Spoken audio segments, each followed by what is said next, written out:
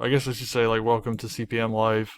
This is number 2, and I said I was going to do one every 2 weeks, but I just don't have that like the time in my schedule for it, and it's really hard to organize these like on that regular basis. So for now, Maybe there'll be a streaming volunteer that you could alternate with that will be that watching would be this and go, really hey, cool hey, actually. I could ask questions.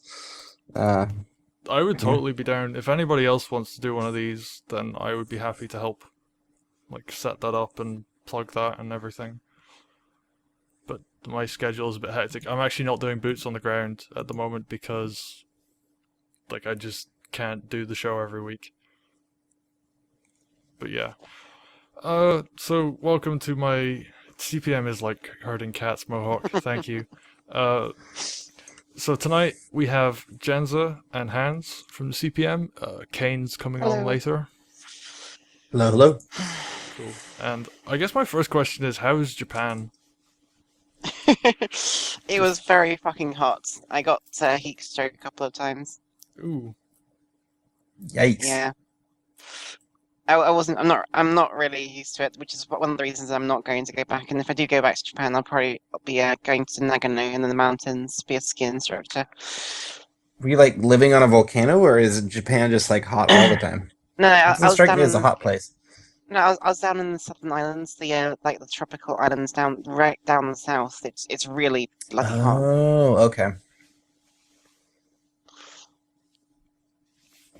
Cool, cool. And I'm from England. We're not used to that amount of heat. We sort of like it every now and again, but like working on it day in day out was just I just got a heat stroke. It's just too much at one point. fair enough. I think we had 2 weeks of summer this year. That's all we needed. But I guess for now we'll just move on. I'm just like waiting on Kane to get here, so I'm just kind of like asking stupid questions in the meantime. But That's fine. I'm not in any rush. So if this goes over an hour, that's fine by me. yeah, I mean, I don't want to like keep Jens up until 4 in the morning. I think that would be a bit unfair. But It's okay. I don't have to work tomorrow till 1:30, and so that should be okay. okay, well we'll try not to go that long anyway. People will complain. I love that. Yeah, I think no, I think summer is what they call the deep fried Mars bar in Scotland. Yes, All right, I'm on Wi-Fi now. awesome. Welcome, Kane. Hey, So I guess we'll just jump into some questions then. So, I guess the big one would be the skill point change thing that's happening at the moment with the cap and the rollover and all that stuff. So how's like the feedback been going for that?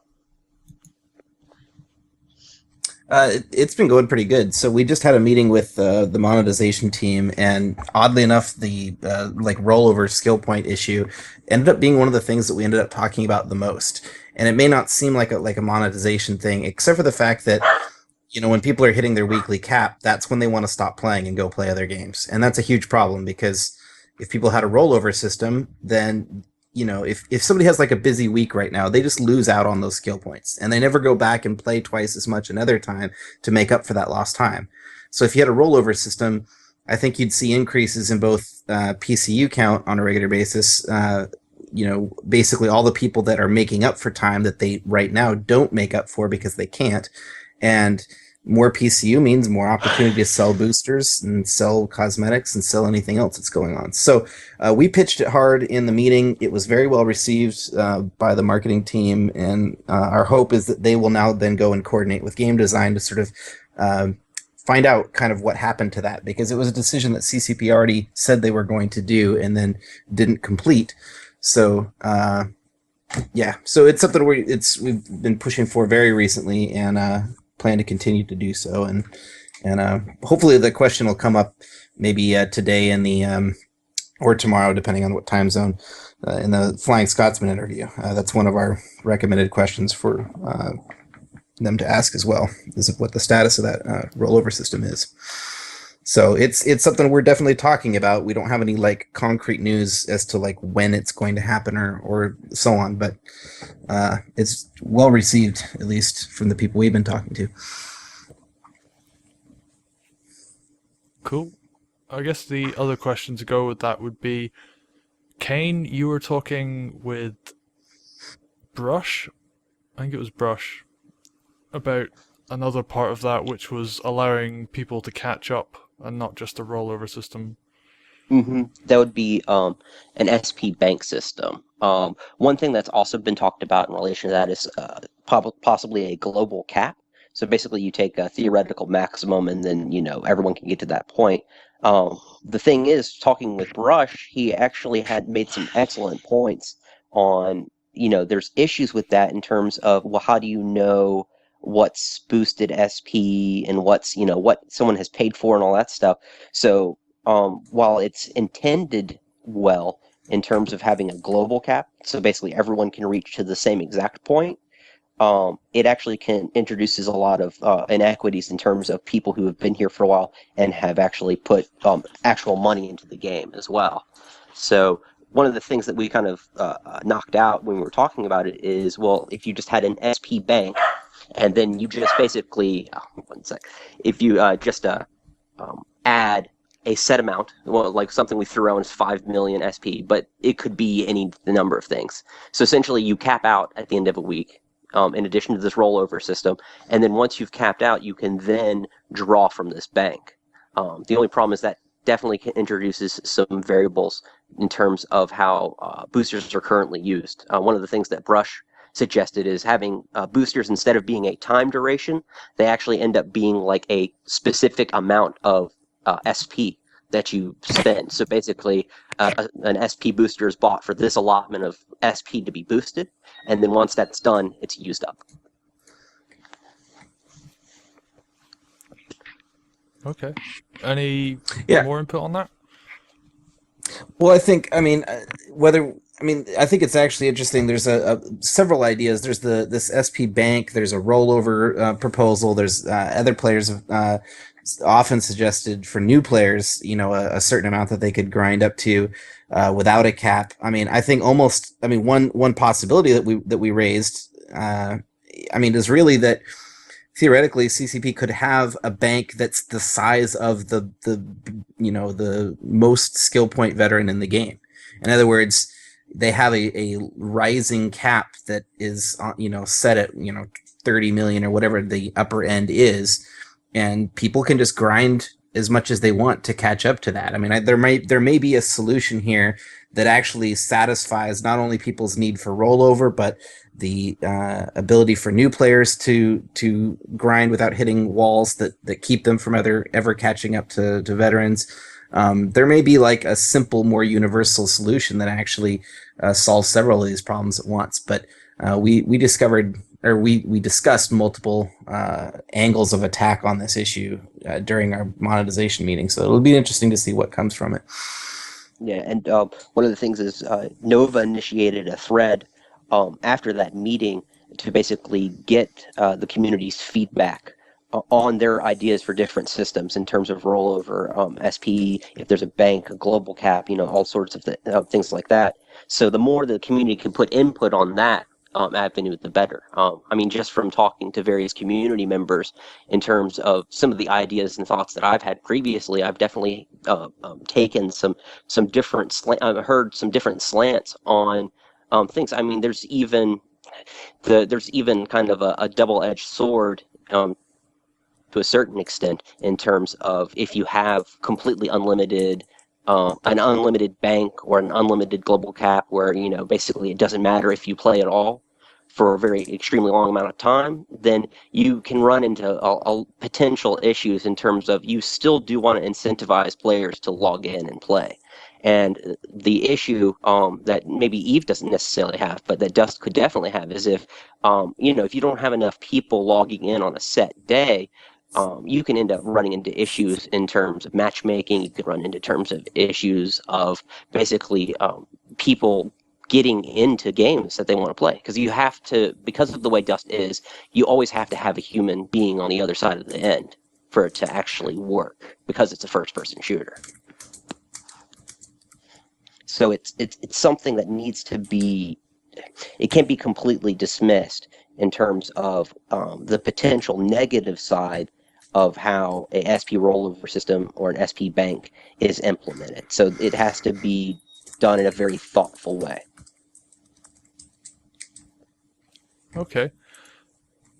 I guess the next question would be, you were talking to marketing, and we've had a bunch of conversations, and you've mentioned to me before that you really wanted to speak to marketing. How did the meeting with them go outside of just SP rollover and banks?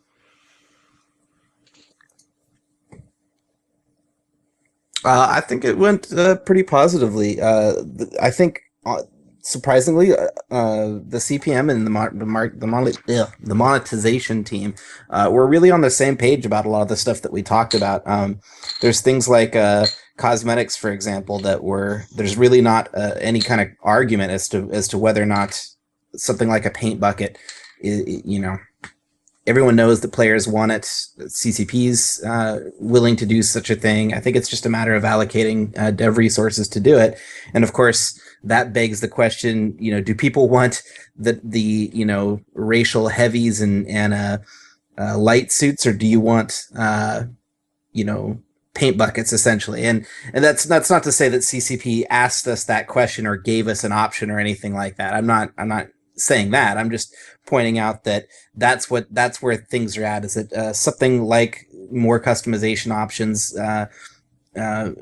building that into the game requires some development time, and so that's a tough call as to whether or not to take people away from actually making the game better in order to make things for CCP to sell. And as far as me personally, I'm fine with them working on the core game right now and prioritizing that. I would rather see the full racial lineup released before we go taking people away from that task to make cosmetic features.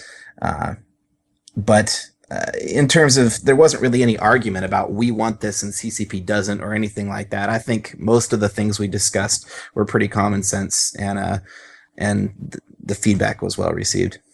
That's my impression, at least.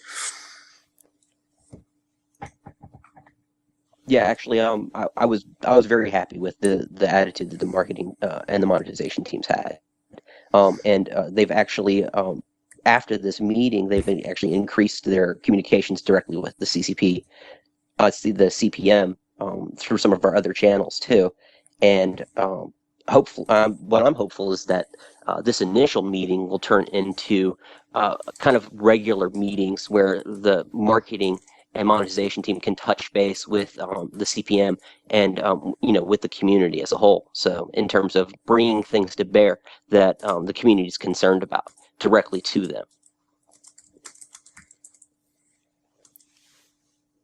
Okay. Sorry to interrupt, but I just have to give a shout out to Stuart Godsend, who spent ages writing out that huge paragraph of a question that Hans literally just answered while he was typing. So thank you, Stuart Godsend, for that.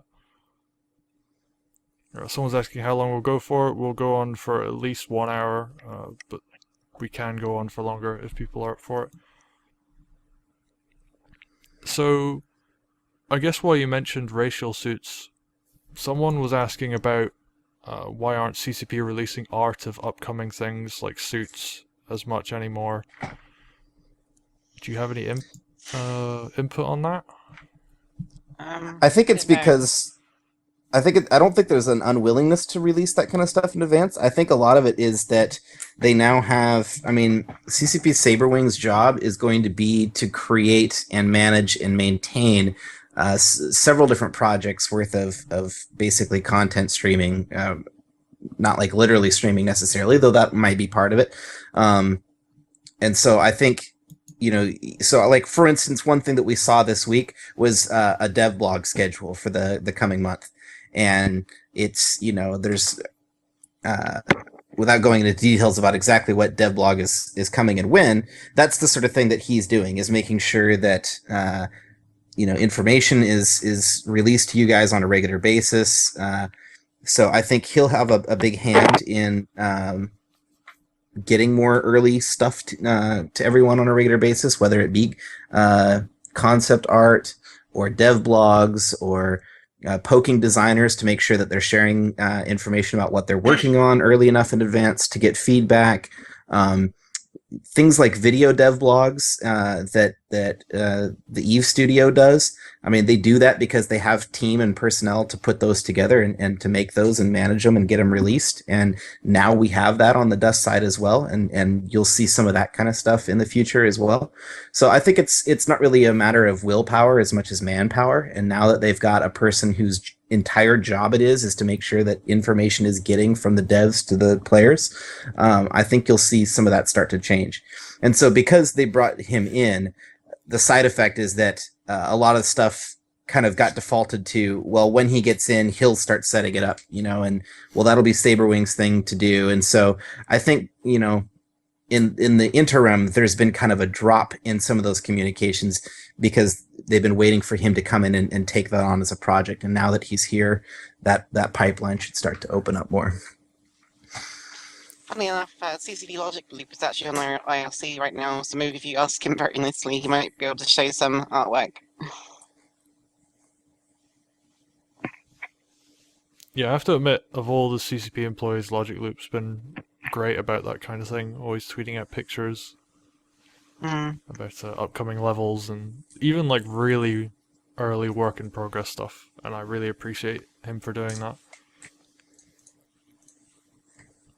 But going back to the video point, we did used to get in development videos for Dust way back.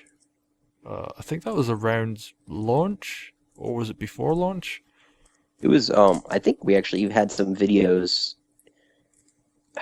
If it was still in the beta, I do believe. Whether it was open or closed beta, I can't remember. Well, I do remember there was the very interesting video, which caused a lot of speculation around about the time of the. I think it was either just before or just after the E3 build, where all the turrets had that very interesting logo. It wasn't the whole like hexagon thing. It was like various like shapes of turrets facing upwards or something. It was very interesting logo. There was also, I believe, at one point someone literally calling down an installation from their menu, which of course is something we've been waiting for a very long time.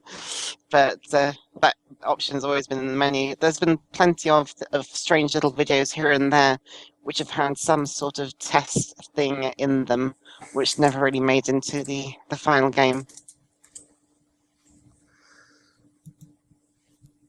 If you look careful, there are just so many of those things. Yeah, I mean, I remember was it the commando suit reveal where they accidentally put in a ton of stuff, like stats for, was it the reactive plates or the other kind of plates? Yeah, that was like a trailer. Yeah, they showed a fitting screen for a commando suit during one of the trailers. I think it was your own fight your own fight, or fight your own war. Build your own army, yeah.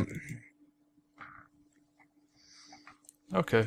I'm not entirely sure if that's supposed to be if that was intentional or just being sneaky, but who knows.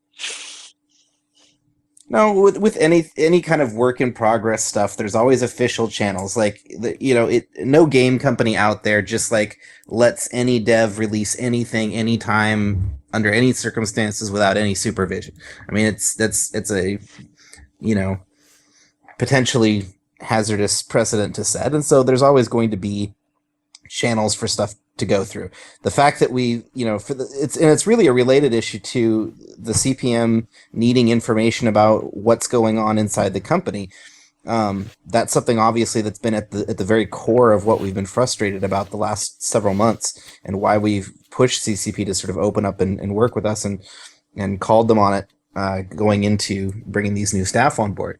And so that's part of Saberwing's job, is to make sure the CPM gets the information it needs in advance. But the other component of that is also getting information from the devs to the community. And so the fact that there's a person whose entire job it is to go around and collect up information and get it to the community. And the fact that that job didn't exist before, I think is going to have an impact on how much stuff we see in the future. And I think that's been a big part of this, is that before, the stuff that we've had has been sort of haphazard and piecemeal here and there because there hasn't been a schedule for it all and a person driving it, and now there is. Okay, so I have two follow-up questions. The first one would be, how much interaction have you had with Saberwing so far, and Quite a lot. He's always in Skype, and he's quite a cool person. I think when he first joined the team, he's had a nice long chat with all of us, I think, and he does seem like quite an interesting bike.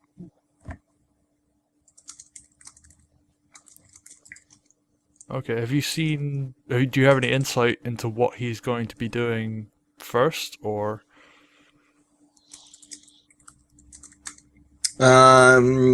We have a little bit of insight. I don't want to necessarily spoil his plans. I mean, or spoil his surprises for the community. That's not our place to do that. But yeah, he's been really frank about the projects that he's working on, at least, and where those are at. And he's been traveling back and forth between several of CCP studios, San Francisco, Shanghai, Reykjavik. He's been hopping around, making sure that all the pieces in place are to set up the various projects that he's working on. So I've been quite impressed with Saberwing so far. He's had a lot to deal with, and he's been thrown in the fire, frankly, because he came in at a time when the CPM was very frustrated with CCP and having to draw a line in the sand and say, it's time to buck up and get all these things going that were supposed to have happened months ago.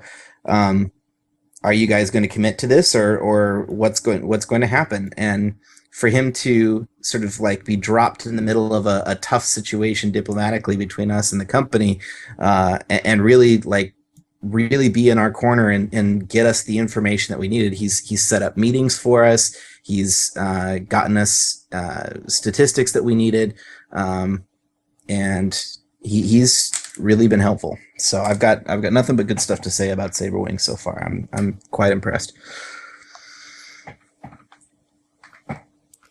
Okay. And my other question, you guys need to drag Iron Wolf in, by the way. Yep, I'll do that now. Okay.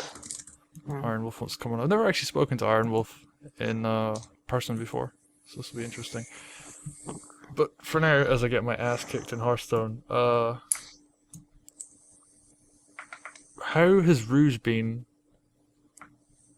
He's been saying some good stuff, but I think just echoing what Hans has said in the past, is that CCP has typically said a lot of good stuff, and we need to really sort of see things before we really make a proper judgments. As they've been saying lots of good stuff for ages, but he definitely seems genuine, and he seems enthusiastic, and he definitely has been trying to talk to us a lot. But we still have to see exactly where that goes so far. Well, and I think the refreshing thing is that at least we've had 3 meetings now with him directly. Yeah, I think that's correct. And yeah, and in every single one of them, he's been really just frank and honest, really engaging, and open. And I think that's what's encouraging, is that he doesn't try to sugarcoat anything. He's been open with us about what he thinks the problems are with Dust, about what he thinks should have happened by now that hasn't happened, what things are broken that need fixing, where he would like to take the game, what the game needs. He's been very open about all that, and I think that's what we want to see, is not somebody that comes in and pretends like everything is great or is a cheerleader for the game or anything like that. We want somebody who's going to come in and get it to where it needs to be. And the fact that he can be open with us about the state that the game is in, I think is the best sign of an EP that's prepared to take on all that there is to take on with the job. Okay. Yeah, I've definitely he's been. I mean, the other thing is we have seen some action on his front in terms of, I mean, regular meetings. He even popped in to say hello, for the marketing meeting too. So I mean, he's been very engaged, and I mean, we've definitely started to see some actual tangible progress moving forward on certain things. So it's just a matter of that continuing and that ball continuing to pick up speed in terms of information flowing to the community and in terms of CCP's engagement with the CPM and with the community at large. One good example of that actually came now that you reminded me is when we've been asking for weeks and weeks to get all of the stats on the new weapons and that sort of thing, and as well as any changes to the vehicles and that sort of stuff, and the weapon ranges. That was what it was. It was the weapon ranges as well as the new weapon stats.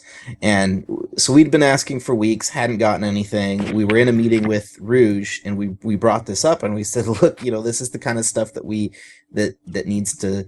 There shouldn't be anything hanging us up from having access to this information, especially if it's available. And so we talked about that in the meeting, and literally the next day was when all of the stats were like up on the web for not just for the CPM, but for the public as well. Mm-hmm. So that kind of, not to say that he can like wave a magic wand and make stuff miraculously appear. Some of that work was already obviously underway because, graphically formatting and stuff, but just the fact that we push an issue and then we see action on it the next day, whenever that happens, it's encouraging. So I think he's listening to us. He's still relatively brand new in the whole scheme of things. I think he's now been in Shanghai all of several days, like not even a week necessarily. I think it's been several days since he landed there. And so he's still got a learning curve to go through with the actual studio as far as getting a tour, getting set up, like getting literally unpacked into his office, but also just getting to know and watch everybody work and see it all in motion and see it firsthand. And he's got a lot of ambitious plans for the game, but he now has to, sort of reconcile that with the resources that he has to work with. And he's got a lot of streamlining to do internally as well. So, it's still too early to tell in a lot of ways what his impact on the game will be, but the signs are positive so far. Okay. Has he played the game yet? Yes. I mean, as far as we know, he certainly says he has. Okay. There's nothing, in our discussions that would indicate that he's not familiar with it. I guess that's the most important question, really, though. Well, I think it's this funny thing. I think literally everybody that works at CCP has played Dust, and certainly everyone that is working on Dust plays Dust as well. Like, I don't know anybody that just doesn't play the game. It's a very common, derogatory sort of thing to sling at CCP when you're upset about something is, oh my God, how could they must not play their own game?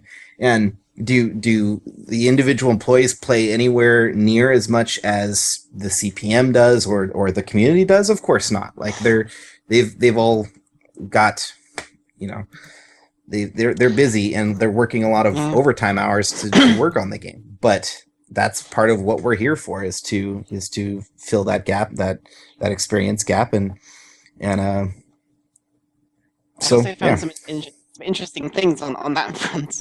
Turns out that, contrary to what I thought, CCP people cannot just dev hack money in for their characters for buying proto suits. Oh no, yeah, they're not allowed to. Yeah, it seems like they're not even allowed to use proto suits at all, it seems. So be a bit more understanding next time you're fighting with or against a poor CCP person. They are broke and they're not allowed to use. They have to grind their ISK too, yeah, and it's worse for the devs because they're not allowed to participate in PC battles because or at least PC battles on the main server because they can't interfere with the sandbox. So that's feedback where they're reliant on us to share with them how that stuff is going. They've got internal simulators, but it's not the same. I'm gonna start the Supporter Dev Foundation. Donate all the ISK you can to a poor and hungry dev. They will just they can't grind ISK. They need ISK. They need it so badly. They are so broke because they are bad.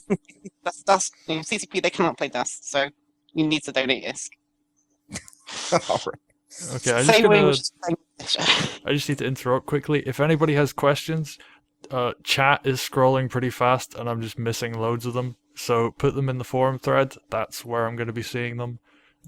And yeah, feel free to just spam chat, I guess. But put questions in the forum thread. I'll put it in chat actually just now. There you go.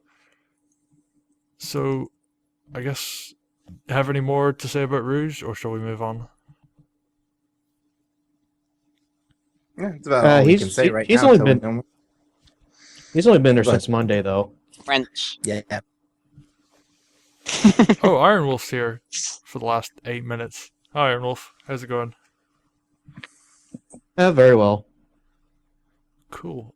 So I guess we'll just move on to the next one, which is the CCP acknowledged that keyboard and mouse needs fixed, and are they doing something about it soon? They haven't. I don't think. I'm trying to remember off the top of my head whether they've said something about it specifically since their recent aiming adjustment. And I'm not thinking of anything off the top of my head. I don't think there's. I know there's not an attitude of like stuff is done and finished and in a place where they're happy with it. But I don't know of a specific initiative underway right now to address keyboard and mouse in particular.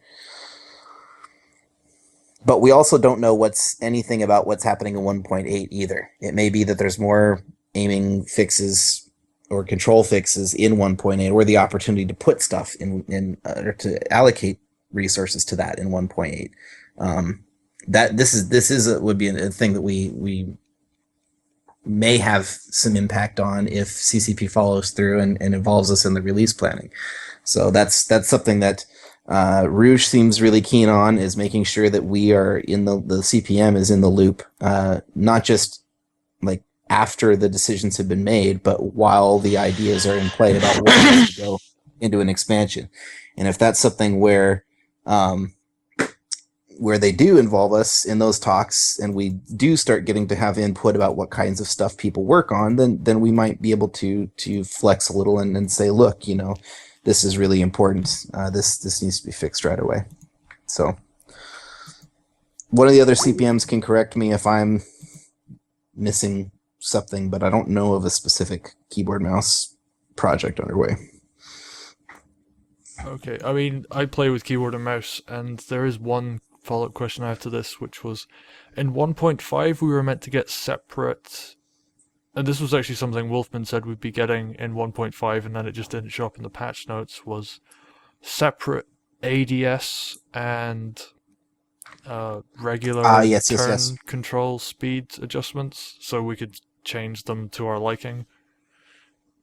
And I haven't heard anything about that since someone saying that would also sort of fall into the similar category of I don't know the status of that off the top of my head, but like it's something I would love for them to do ASAP. So again, hopefully if not 1.7, then we'll push for it for 1.8 for sure. Separate ADS and hipfire is soon.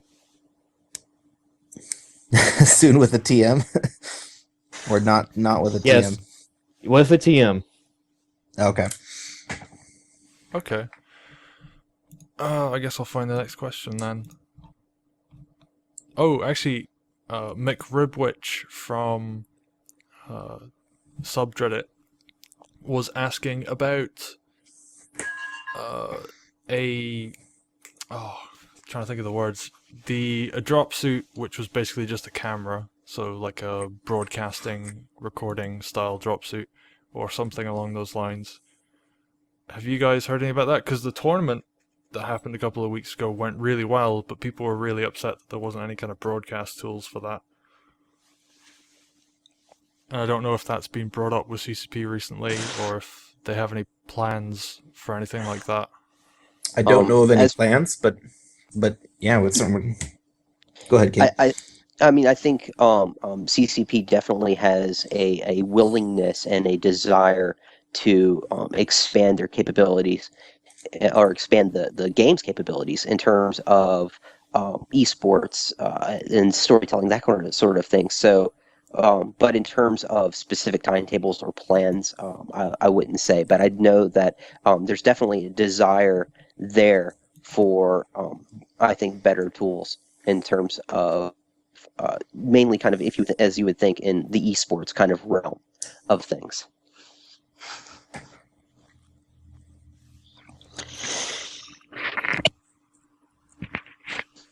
Okay. I mean, even just being able to hide equipment would be really nice. Because at the moment, I think it's like drop uplink takes up the least amount of skill or screen space out of everything. Yes, yeah, it's the drop up link, unless you happen to get the no hands bug. Actually, I worked out how to do that consistently now, so I might just do that in the future. There you go. And I think you can now reduce your HUD to 0% transparency. I need to play around with that. I was talking to Mick Robwich, and he was saying that it doesn't quite fade everything out. It's still there, slightly transparent, but yeah. Oh, actually, for anyone interested in getting no hands bug, you have a remote explosive and switch to a weapon while it's reloading, and that does that. Just in case anyone wants to do that. It's nice and easy. I'll make a video on it, actually, showing people how to do it. Okay, I guess we'll move on. Actually, how was the tournament? Did any of you play or know anyone who played? I played in the tournament. I enjoyed it. I think the problem that or my frustration with the tournament is more of a frustration with domination game mode in general, which is that in a lot of cases, once somebody gets set up, it's kind of a race to the objective, and once somebody gets set up, it's very, very tough to unseat. I don't know design wise, if there's a single thing that's the culprit there, whether it's the current sort of situation with uplinks or why that tendency is, but that was certainly the experience in our. So we played 2 games. Our squad won its first game. We were the first ones to the objective, got set up and defended it the whole time. And in the second game, the enemy beat us to it and got set up and defended it the whole time. So, yeah, it was fun. I liked the tournament. I really liked the custom. The maps were really nicely laid out. Like, I think it was great that CCP worked with Delta Iden to get that set up, and I think that was one of the highlights was just the thought that was put into the map layout and how fun that was. Okay, I'd just like to say I actually helped out with that as well, but I got 0 credit because Delta and thank Logibro you. gave me Yeah, no credit. I was actually Well, about thank to, you. I appreciate it. Like, I thought they were really cool. Yeah. Yeah, Logibro was an absolute. I mean, after the Urgent Fury tournament stuff, I think CCP really recognized there needing to be a need to directly engage the community in terms of and also directly engage third parties, even in a more so than they had before, and that includes talking to the community and discussing things with the CPM. And I would say Logibro and Starfire Revo and Gimbal and Charlie Eden put in tons and tons and tons and tons of time to really, I think, noodle and improve some of the aspects of the like dealing with the tournament and stuff and balancing things out and making it to a fun event. So it was like a night and day experience, I think, in terms of the CCP's engagement and openness to kind of discuss and go through and talk about the esports kind of events. Well, now you're just making me blush. But I guess we'll move on from the tournament to... you were mentioning uplinks And that reminded me of like uplink spam and nanohive spam, and someone, Lether, is asking about PC lag, and I know those two are very well connected. So, Mm. do you know what CCP's plans are for just spamming equipment and making PC matches unplayable? It's I think it's something that is on the lag in PC is something that's been on CCP's radar for a long time, and they've actually done a few things in terms of direct involvement to try and root out and fix the problem. I think whether or not CCP has direct plans for uplinks and equipment span, whether or not those are high, I think they should. I think that that's something that actually needs to be pushed probably to a higher priority.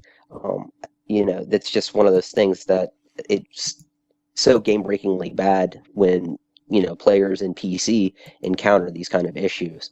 Um, from what I've been hearing early on, it seems that some of the lag has improved in 1.6. I've done a few PC matches; they seem to be better, but the problem is, I think there needs to be a little bit more. There needs to be more of a sample in terms of player experiences to really gauge if there have been any kind of improvements.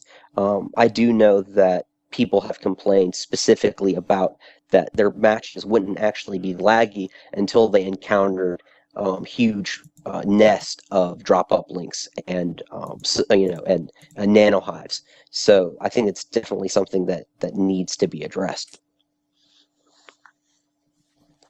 Yeah, I'd say that falls into the category of like stuff I would personally push for if we had a say in or had a voice in the 1.8 planning. Like, I think that's a great sort of like game-breakingly bad, huge red alert sort of like, please fix this now.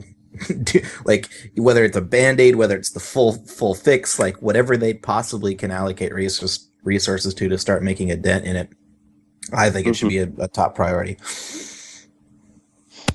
Yeah, because it's not just the lag issue in terms of uplinks. I mean, with the uplink spam, that dramatically changes how games are played in of itself. And it's something that the community has definitely voiced an opinion on in terms of it needing to be something that's looked at and addressed. It's just a very powerful mechanic, the ability to determine where you spawn in and be able to set equipment that dramatically reduces the spawn time. It's hugely powerful in the context of a fight, and I don't think the ability to just drop an unlimited number of them all over the map wherever you want and is really treating that feature and that function with the amount of respect that it deserves for how powerful a mechanic it is. I would also like to say that I have been reading suggestions on the forums about giving drop-up links a range limitation, and I see this entirely backfiring because if you were to basically keep the number of uplinks the same, but you spread them out further, it's just going to make it much more harder to defend places because there's more places you have to go hunt these things down now. Yeah, I mean, there's other solutions. You could have it be where dropping one replaces another if they're within a proximity or something like that. That wouldn't cause someone to have to go around and hunt and peck for an available spot they could drop. But whatever and certainly there's all kinds of player opinions on exactly how this should be implemented and how they should be limited. But that could almost have a whole hour discussion on that topic alone. And even within the CPM, we have a few varied opinions on exactly what the solution should be. But I think we're all pretty unanimous in terms of this is something that should be very high on CCP's priority list to fix, however they fix it.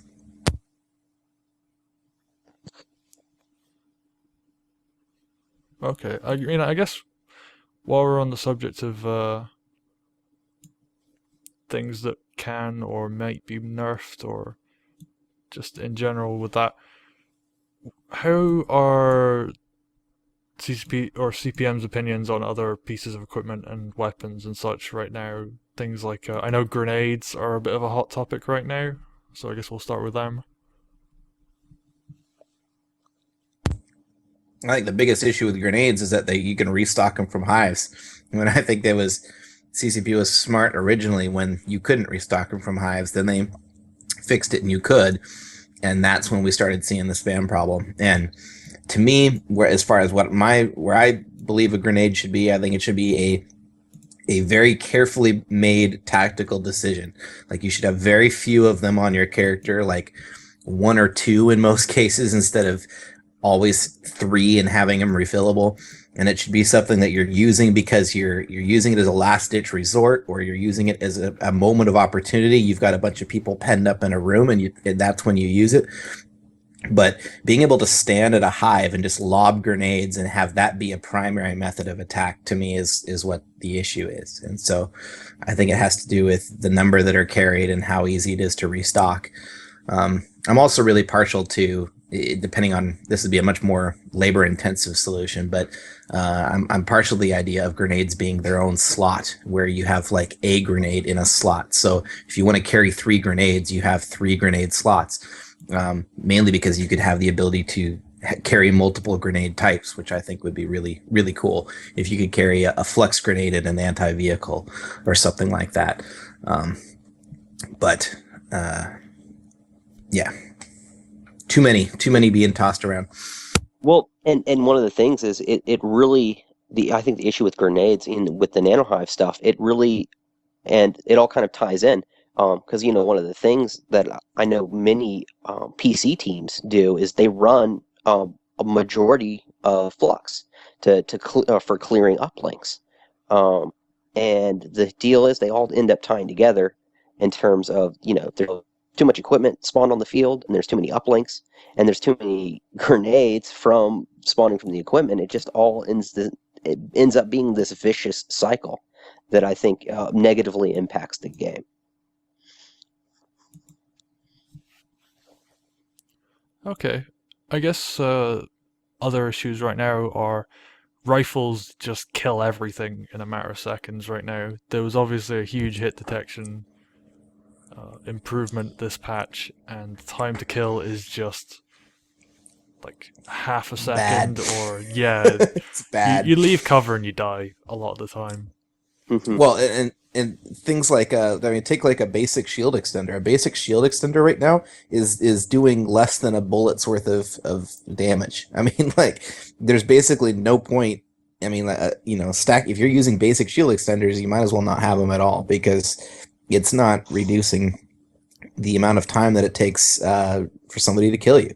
And I think that's, I mean, yes, it makes the game twitchier, it makes it less fun to play, but it also really just like ruins a bunch of the design space for the game. Like, CCP's got this cool thing going with weapons that work well against shield and work well against armor. Well, when the assault scrambler rifle drops you as fast as an assault rifle, regardless of what tank type you have, because the hit detection is so powerful, then there's a big problem. Like, you don't notice things that you should notice because the game is designed to make different scenarios different. And so this is, again, another one of those, like, alarm bell priority, something needs to be done about this. A lot of people have suggested, and I think this is certainly the one of the first places to start, would be a rollback of the 10% damage buff that they gave everybody when Uprising first launched. And something like that would make an immediate impact, because it's not just about rifles. It's about every weapon that relies on hit detection. And it's just that the rapid fire, sort of weapons end up, benefiting the most. So I think that's why the heat is on rifles right now. But yeah, I think it's the reduced time to kill is more indicative of a universal problem than rather than a problem with a specific weapon type. Personally, I kind of grew up on short time to kill shooters. So for me, it doesn't feel like, it feels different. It doesn't feel like the worst thing in the world, but it definitely, when it comes down to it, it's a question that the community and CCP really have to kind of ask themselves is what type of shooter do is Dust supposed to be? I mean, what is the end goal? I mean, is it supposed to be cover to cover, a cover to cover shooter? Is it supposed to be more of a, dancing in the box, high health shooter? I mean, is it supposed to be a hybrid in between those? I think this issue has brought this to the fore in terms of the community and CCP themselves need to kind of examine and feel out where they want things to land. Because if you think about it, these numbers were kind of all designed, you know, with supposedly, good mechanics and good hit detection in mind. So, it begs the question is how far off is what we currently have from what CCP wants? But the more important question is how far off is what we have right now from what the community desires and wants. And the Another- feedback we consistently hear is that the community likes a higher time to kill game. I mean, that's Yep. something that we've all. There's not really much question about that aspect of it. Is people want a high time to kill game, comparatively, and Dust is drifting farther and farther away from that. So, and this is something we've discussed with Wolfman. We've discussed with CCP in general. Wolfman in particular said he was going to sit down for a lengthy play test. To really, and that was something that he said right after 1.6 released, and we complained immediately. So it's something they're definitely monitoring and looking into and investigating. Sort of, I don't think there's much of a question about whether or not something needs to be done. It's just a matter of what gets done and when. Another issue I'd like to add on top of its short time to kills is that it's beginning to nullify the use or the reason why you should be putting damage mods on your fits, as well as going prototype weapons, because the advanced weapons are almost performing just as fast as its prototype ones.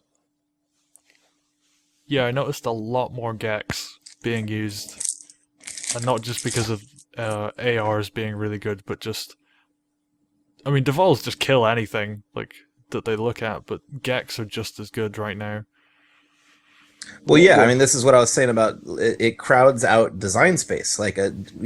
The difference between, I mean, and this is a whole nother debate that we could have about tiers and power tiers and whether a Deval should kick a militia assault rifle's ass or not. But let's assume for a minute that is what is intended, is that a Deval should be more damaging than a Gek. That's not the case when the time to kill gets reduced to this sliver of what it used to be. At that point, everything starts to blur together. And, I think that's also what's at risk here. It's not just about different damage types. It's about different qualities of weapon all performing similarly. Yeah, but at the same time, though, I think that something that has been an issue in Dust for a very long time is this kind of the tiered aspect of the gameplay. It's why would you use X weapon? Because it's like proto or nothing, and I'm not sure if that's necessarily where Dust really needs to end up. I think it needs to be, a place where you make conscious decisions to do, X, Y, or Z, depending on, your goals on the battlefield. It shouldn't necessarily be a simple one size fits all. This is the best, weapon, or this is the best suit, and there's nothing comparable to it. So, I mean, I think that's this all kind of ends up tying in together as well.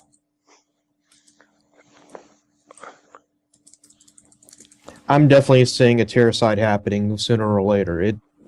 Hopefully sooner, but if it's going to happen later, it's going to be a big mess when it happens. Okay, well, I that's hope this is the kind of question. I hope these are the kind of questions that they pass on to Flying Scotsman tomorrow during that interview. Do you have any idea what they're going to be asking him, just out of interest? No, we've recommended a few questions, but and then this is one of them, is time to kill, but I don't know exactly what the official final list of questions is yet, or exactly how that will be. How I know they're have they said exactly how they're going to be doing that? Like, they're not doing the interview live, are they? All I heard was that they're going to interview him. I don't know whether that's written or not. I'm willing to bet it's gonna be like the Wolfman interview where they just interview him and and the new community or developer types it all up and presents it in a dev blog. Yeah, it makes sense.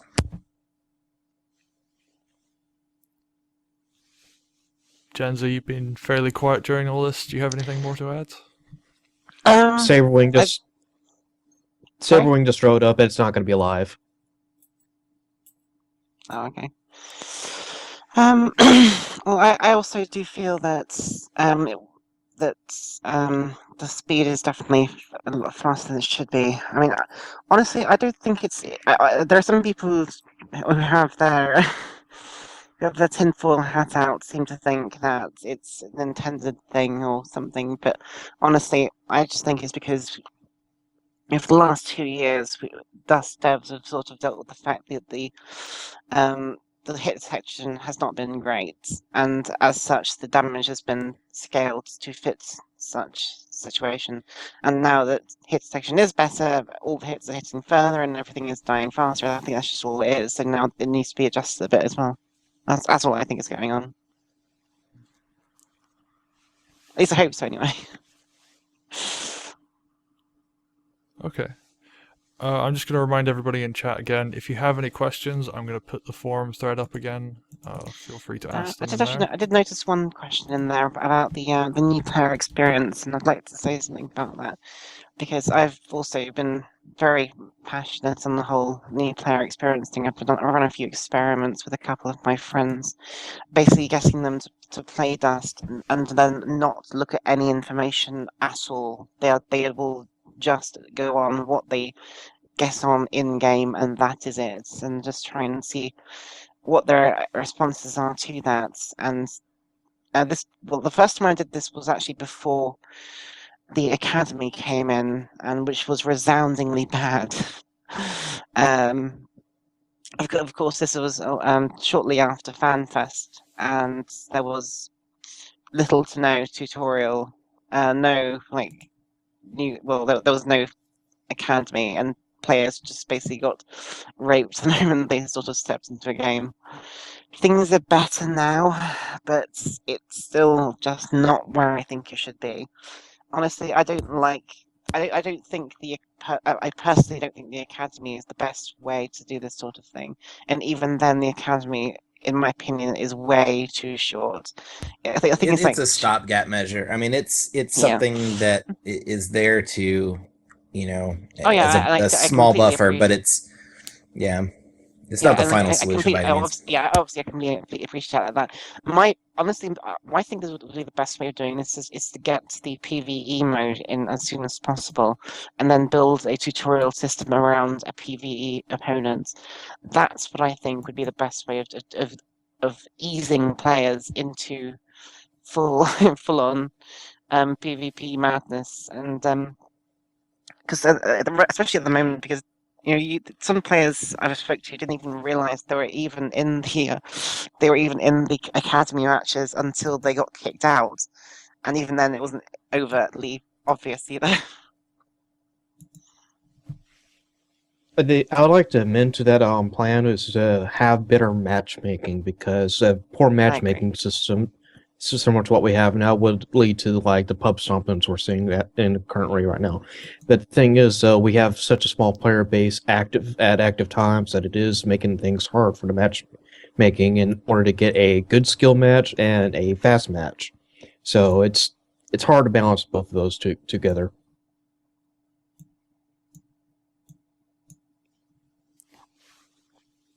Okay. Any more thoughts on new player experience? I will say this: I'm treading very carefully against the NDA because I don't want to say I don't want to put words in his mouth. But CCP Rouge, this is one of his like really big things that he wants to revamp and look at is that first initial experience of what a player sees when they come into the game and what hooks them initially. Like that's one of those things that he's wants to work on, and as a personal thing of his. So people that want more, whether it's tutorials, more explanation, more more of an actual experience.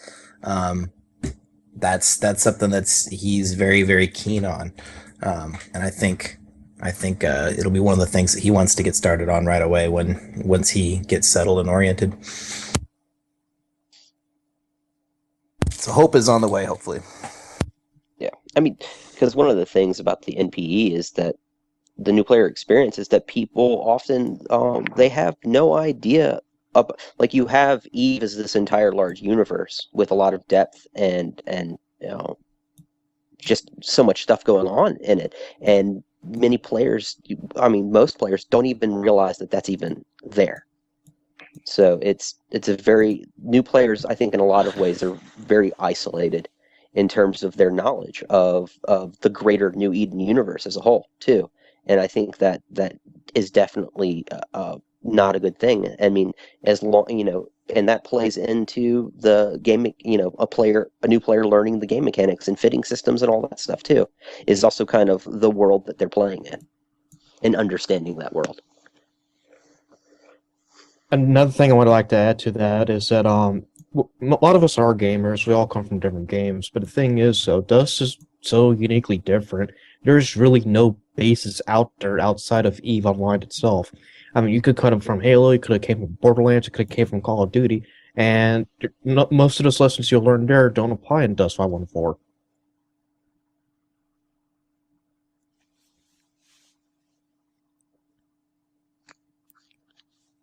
Yeah, someone's making the good point in chat that the people who are really grasp what Dust is meant to be are MMO players as opposed to FPS players. I think that's a very good way of putting it.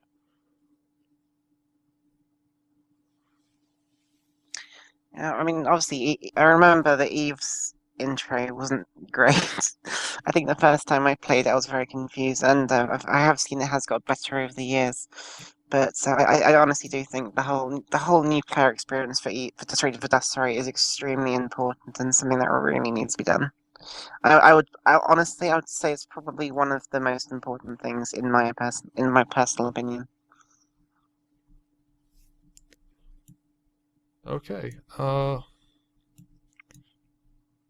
I guess we'll move on to Genzo. You had the forum thread open, right? Yes, it is.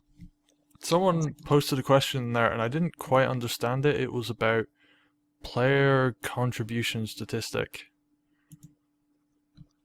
Let's It see. was post number 61. Do you know what limitations might hinder CCP from designing a player contribution statistic in Dust 514? A lot of people are very supportive of the idea. And then it links to another thread where... Yeah, I was looking at that now. Hello, Team Grants. Player contribution? I have no It idea what sounds that like is. they're asking for. Maybe they're asking for a performance stat in terms of a battle or something? I don't know. That's...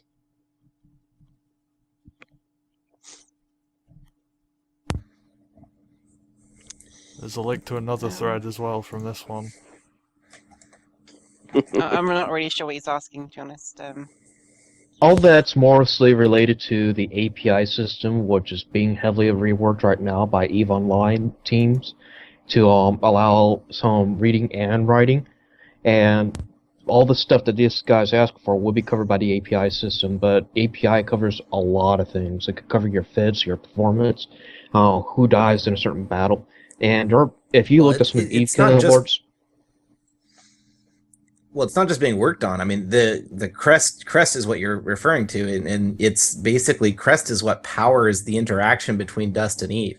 So there already is a read write API that's finished. That's what's powering Dust right now and allows it to interact. The issue and what we need to keep pressure on CCP about is opening up streams of information and access to that API system. So it's finished. It's just a matter of the devs need to sit down and decide what information they're going to allow players access to and when that's going to be released. And from my time working last year on the CSM, one of the things that I remember the philosophy sort of being was that the information is going to be kind of opened up on a project by project basis. So for instance, we're hoping that with the release of faction warfare stuff that they're working on, that when the first iteration of that comes through, that they'll open up an API stream for that kind of stuff as well, so that people can start building applications to track the status of faction warfare takeovers, and where the which districts are owned by which factions. So it's going to be on a feature by feature basis.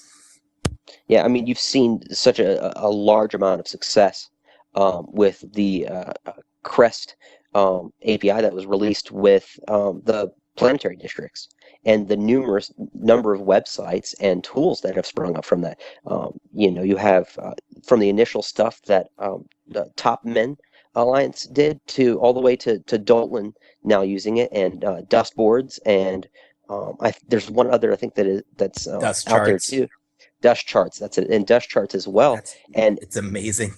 And you just have absolutely amazing things that have come out of a very small amount of data that's being released in terms of Crest. And I think the more information that flows in terms of about the game that the players can use for third-party tools, the better. Like one of those, it would definitely be, and something that needs to be pushed for, and I think we have been pushing for, is the full stats release in terms of the weapons. That's something that has been wanting for a long time. I mean, players are playing with things in these games, and they don't have the specific stats needed on their weapons to make to basically create tools to make educated decisions. Better than they could necessarily with what's actually specifically just in the game. People, will go through and have made all kinds of crazy range charts based upon their observations of ranges in game. And I just think there's a way to shortcut that. Just like some of the early planetary conquest sites entered all of their information manually, and it was extremely labor intensive. You have the same thing going on in weapon stats too. And it's something that CCP can alleviate with the release of more information.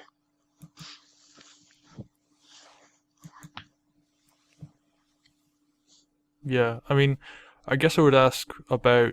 They said faction warfare is going to have more Crest stuff. And someone's asking. I'm not guaranteeing it. I'm saying that's the kind of thing where I hope they release, and I'm certainly going to ask them to release a stream like they did for PC.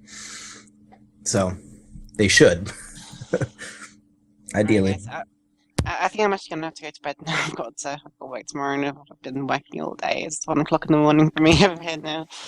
But before I go, I'm going to pass off a question which Delt has been bugging me on the IRC for.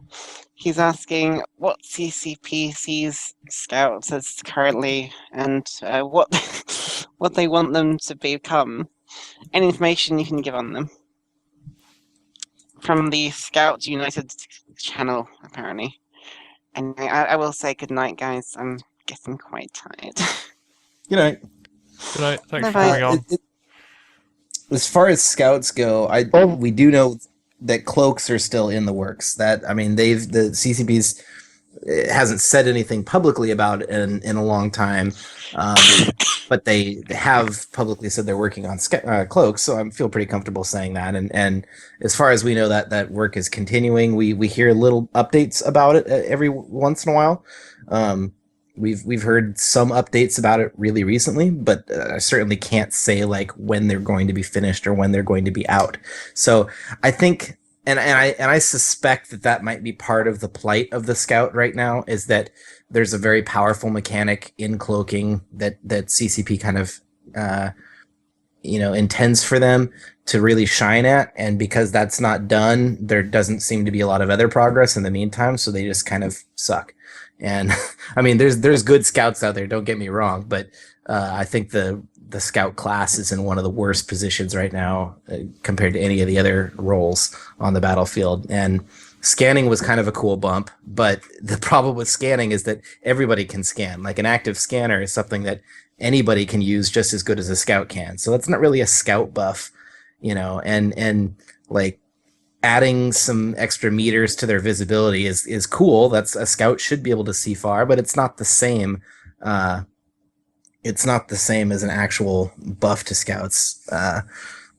And certainly they're taking the worst of the survivability issues. They have the least amount of hit points, so the time to kill is like crazy fast for them.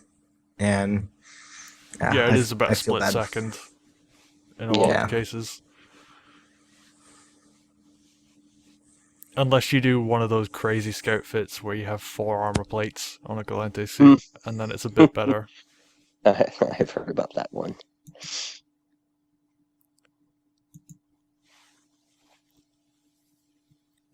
Okay. I mean, someone was asking about scanners, actually. I can't remember who, but it was earlier. And One of the interesting ideas that I've heard tossed around that I think is worth investigating is maybe having the active scanner work as a multiplier of your sort of your base scanning capability, so that an actual scout using an active scanner will be superior to, say, a heavy using or a commando using an active scanner. And I think there's some sense to that. I think that's kind of part of the problem right now, is that they have this cool mechanic that's intel related, which is totally what the scout should be all about, in my opinion. The scout should be about knowledge and about getting information to the team that they can use. And the fact that me with a commando can scan just as good as a scout can, it seems kind of silly, it would certainly make precision enhancer modules actually worth using. Oh, absolutely. And I mean, I think the issue with scanning though too is because it's become so prevalent. Like, so you took away a lot of the information that players had, and then to access that information again, you put the scanners in the game so players then can selectively access that information. The problem is essentially everyone is running scanners now, and it's so common, and it's so easy to do, that it in some ways kind of nullifies the kind of objective of making scanning like a thing. It just becomes commonplace, and in some ways that has a negative impact on gameplay. I think I personally enjoy the scanning mechanics a lot, but I mean, from things that I've heard from various people, it definitely has its downsides too. So I think scanning is something that needs to be thoughtfully looked at. I don't like it how just one guy could pull out a scanner, spin 360, and get everything. Hmm. I mean, you have spinning, you have the spinning with scanners. You have people doing sprinting with scanners. I mean, you have just there's so many issues right now, and I think they kind of all relate. And I definitely think the idea of maybe having scanners relate to the suit that you're wearing is definitely something that's both intriguing and could also be useful. But I think scanners as a whole are something that need to be looked at, and in terms of finding a place in the game, and not necessarily negatively impacting the game as a whole, because they end up just being a common thing that everyone has to have.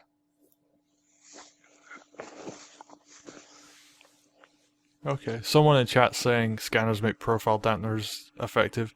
However, the core scanner, unless you're in, I think it's a Galente scout suit that has like a proto Galente scout suit, unless it has 4 damps, it will get everything, which is a bit crazy.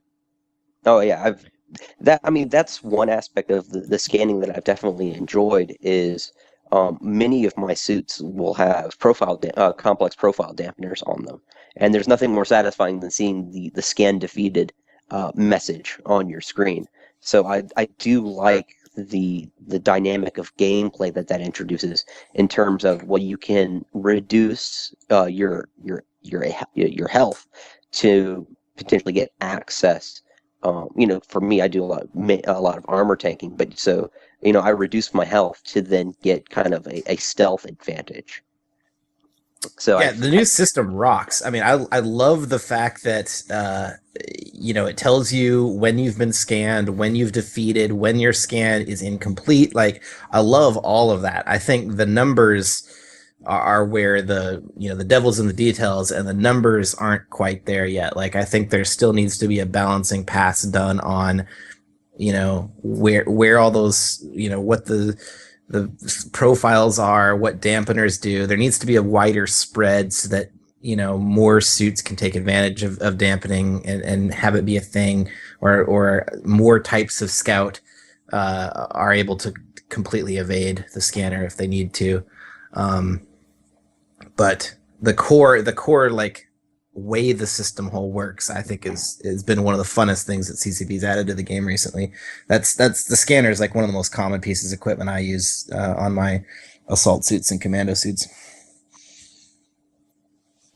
I think they need to take a page out of Electronic Warfare book and add a couple of things like active dampeners, maybe, for people to just basically blank out an area of scans, as well as scanner resolution. If you like where to do a 360, you won't get a good result back.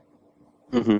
Like you need to actually maybe paint the targets, I guess was the idea behind that.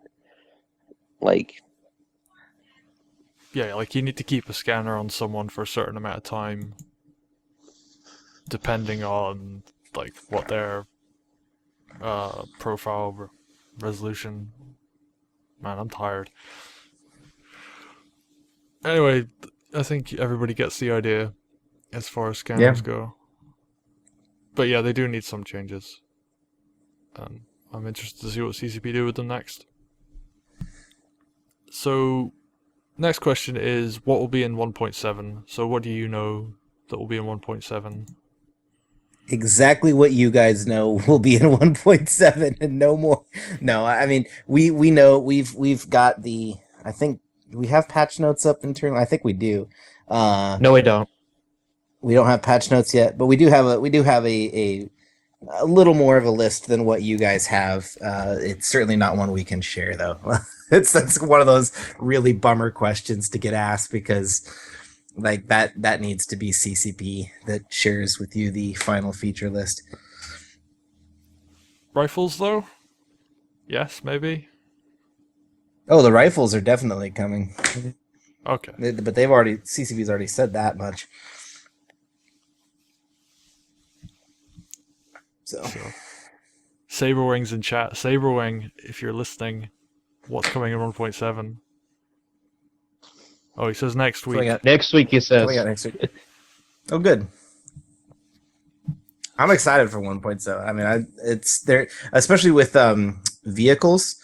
Like, there's been quite a few little things about the vehicle when they first posted the vehicle stuff that made people really upset that CCP has responded to.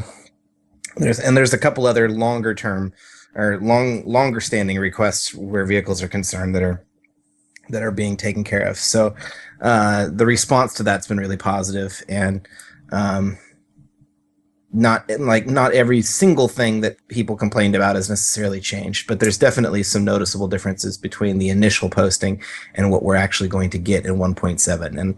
And so I do want to give Wolfman a lot of credit for going in there and taking advantage of the fact that we had so much lead time on that to improve it. Okay. I'm just going to go out on a limb and say the faction warfare stuff is still ways off and probably won't make 1.7. Yeah, we can't comment on that either, unfortunately. Okay. I was talking to Fox 4 about it actually, that was 3 weeks ago, so you never know. Yeah. Someone's asking... Actually, I'm going to answer this question, because I know exactly Go why for it's it. getting changed. Faction OB, why the change in orbital beacons and method of capture? Because it's full of exploits. Lots and lots of exploits. And I have a video that's going to come out when they actually change the new system that explains exactly why. And if you've seen my other exploit videos, you know it's like a big deal as to why it's getting changed. Yep. Well, that and it's a win more mechanic. I mean, that's another powerful thing, is that, when you have orbitals that are driven by, who's getting the most war points, it's just a snowball effect, like a team that's kicking ass gets to kick your ass that much harder, and that fundamentally is not a very fun mechanic compared to something that like what it really should be about is aerial superiority. Like in something like faction warfare, that's you've got a bunch of ships up there fighting around doing stuff. They should be doing the ones doing the bombardment, and there should be a convenient system for Eve pilots to get involved and get rewarded for that. And but ultimately, who gets the drop should be who owns the airspace above the district. And it shouldn't be just about which team is kicking more ass at the time. So I'm excited for that to get revamped. Yeah, People had a lot of fun with the tournament setup at FanFest, and to take some of the best elements out of that, I think was really cool of CCP to do. Yeah, I think it's a really good content driver for the Eve side as well. I feel like there's going to be, especially with loyalty points coming in, because it's going to be one of those things that you can do that will be like plexing. People will just sit around in orbital planets all day. I can see that becoming a thing. And even if you're at tier 5... Well, that depends a lot on the specific LP rewards, and that's something we're talking with Fox for about, and this is one of those things where the details matter heavily here. Not just, I mean, the LP that's being given to players, but the LP given to Eve pilots as well. Both of those figures are very, very crucial to get right. If they don't get the right LP reward, then you won't see people chasing OBs. And my goal is going to be encourage them to make it high enough that it is a viable profession, that it is something that's financially, it's good for your pocketbook to go around and find districts that are under attack and support them. I would love that for that to be an activity that's up there with plexing, if not better. You make it better than plexing, you then make it a super competitive activity. Like when a district's in play, people from both sides want to be there, and now you've got an awesome planet side fight, happening. Like you can crank the rewards up as far as I'm concerned, because they're going to be crucial to having that happen. If the number's set too low, it won't change anything about the way the game's played. Okay. We've got some devs in chat actually answering people's questions as well, so I'll try to keep Oh, that's up. super cool. CCP plan to address SP concerns with 1.7. Things like vehicle skills are getting changed. Will they be refunded? Are we getting respecs in 1.7? Just those general questions, really. Those are for us, or are those the ones being answered in the stream? Saberwing said respecs were something we're discussing generally. I'm wondering what your thoughts are on it. I'm pro respec. I think most of us on the CPM are pro respec. We all have slight differences in the limitations, in how we would ideally like the limitations to be implemented. But I don't think there's any of us on the CPM anymore that are flat out like respecs should not happen at all.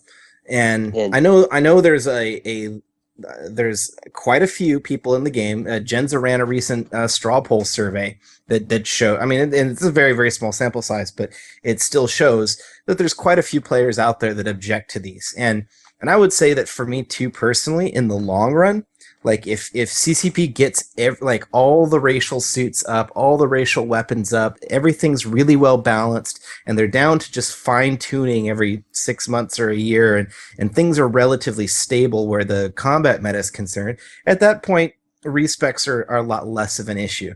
But in the meantime, the game is very much under development and evolving constantly. There's always going to be things that are going to be changed. The vehicles obviously are one of them.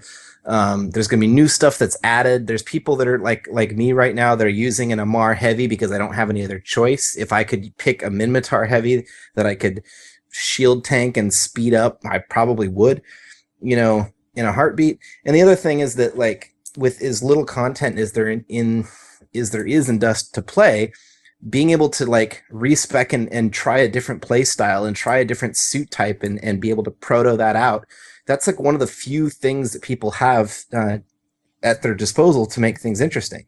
And back in the beta, when we were getting respecs periodically, it was a very fun element to being able to shift out of something that you're bored with. And so I think for the certainly for the immediate future, respecs should very much be in the game. I'm even supportive of the idea of monetizing them if that's what it takes for CCP to be open about giving people the option. I don't think people should be able to just go and respec every single week. Obviously, that's pretty broken. I think there needs to be a time limit on, or another suggestion that's come up is the idea of some skill point loss. In other words, you might respec all of your points, but you might lose 5%. So it's not something you want to do over and over and over and over again because you're bleeding yourself every time.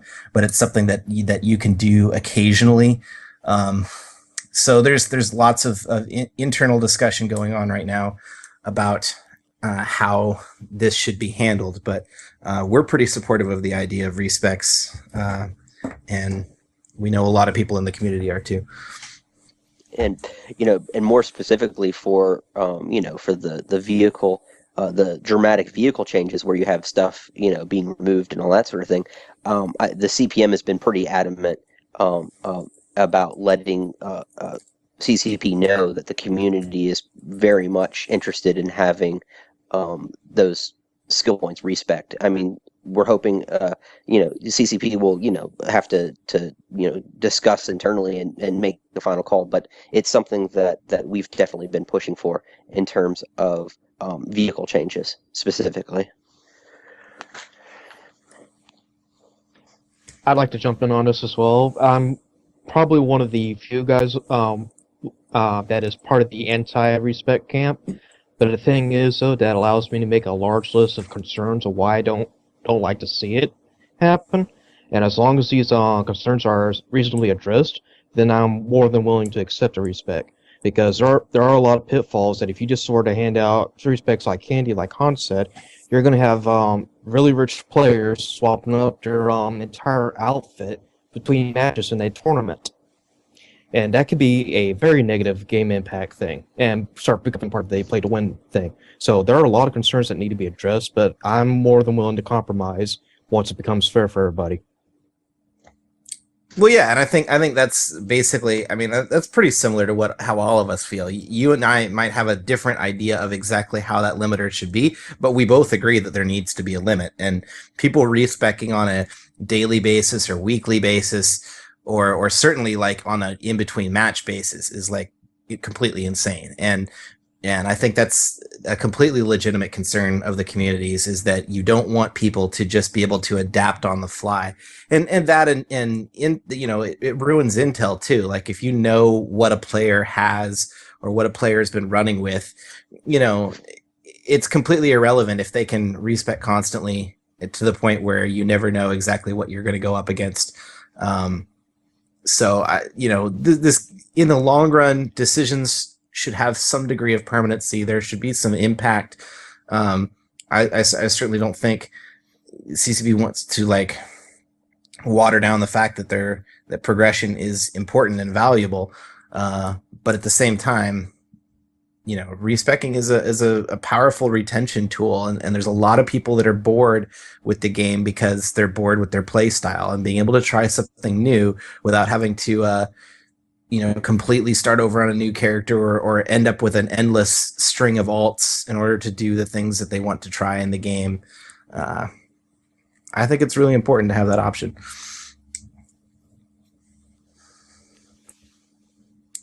Okay. My Twitch chat keeps breaking, and it's happening again, which is annoying, but I think that was I all can the see it questions. scrolling wrong. They're talking about mine's... pterodactyls and wolfmen. Oh, thank God mine's broken then. Let's see what else. New OB system out with 1.7? I'm gonna guess no. You're trying hard valiantly to We can't say. fish No, for us like, to leak something, but we won't. We can't. it's just like the last question before it froze, I so know. I figured I'd answer. Or ask even. Yeah. Let's see. Post them in the thread, by the way. It'll come I'll out- post it in the chat again. I've refreshed It'll the come out page. when it's done. when it's done. Yeah. From what I heard, it was faction warfare that was coming with. So if that's not coming on 1.7, then you're probably not going to Saberwing see. posted it'll be for PC as well when it does come out. So That's good to know. I think that's all the questions. Oh, someone was asking about PvE and what the rough time frame for that would be. We don't have any That- idea what the time frame is. I mean, that's something that CCP's got to actually like sit down and commit to as part of a larger roadmap, and it's not on the roadmap at the moment. So that's one of those things that, I mean, we know for a fact that CCP Rouge, once he gets in and gets settled and like meets all the teams and sees what they're capable of and works with them for a period of time and kind of creates his own system with working with the teams, like that's going to be one of his early projects as an executive producer, is sitting down and writing a new roadmap for the game. The current roadmap is still very much something that's being followed. They've really checked off quite a bit of the stuff that was on their roadmap. If some of you are listening and don't know what I'm referring to, there's a post that's like buried on like page 6 of a thread, and it was posted by CCPE Turn. It's got like 15 bullet points or something on it, but it is actually the roadmap that CCP is following. A quicker way to find it would be if you go to my blog, Hans Shot First at blogspot.com. You can find in my activity reports, I've got links to the roadmap. But that was something that was obviously written before CCP Rouge was hired. So once he comes in, gets the lay of the land, he'll be responsible for sitting down and charting out what the next phase of Dust is going to be. And we're running out of point releases. So obviously we're nearing to the point where, another expansion will have to be planned, and the game will have to not be Uprising anymore after not too much longer.